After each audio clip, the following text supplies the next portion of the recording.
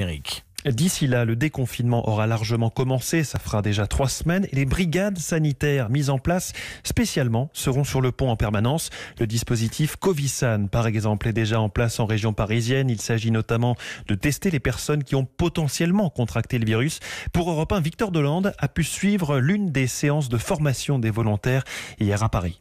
Dans un amphithéâtre, une centaine de personnes écoutent religieusement Renaud Piarou, chef du service de parasitologie à l'hôpital de la Pitié-Salpêtrière. C'est lui qui a eu l'idée de ces équipes mobiles en s'appuyant sur son expérience de terrain qui a contribué à éradiquer le choléra en Haïti en 2010. Et pour que ce dispositif marche en France, il faut selon lui bien accompagner les patients. Ils sont là pour faire en sorte que les personnes susceptibles d'avoir été contaminées se signalent. Donc c'est une histoire de confiance. Après la théorie, la pratique, ici on prépare des kits pour aller tester les gens à domicile.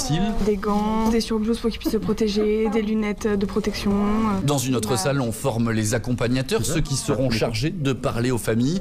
Parmi les bénévoles, des étudiants, des retraités, des chômeurs. Sarah, elle, est chef de projet en informatique. C'était juste la volonté d'aider et de donner un coup de main dans cette crise à son échelle, à son niveau. J'étais pas médecin, j'étais pas infirmière, donc j'ai cherché comment je pouvais aider autrement. Camille est étudiante en orthophonie. Après 5 heures de formation, elle sait comment elle devra aborder les familles. Faire attention aux cultures de chacun, respecter justement les choix de chacun, tout en aidant au maximum en fait le patient à s'orienter et trouver les meilleures solutions, pas contre lui mais avec lui. Ils sont plus de 600 à avoir reçu cette formation, tous déjà prêts à aller sur le terrain pour tester la population.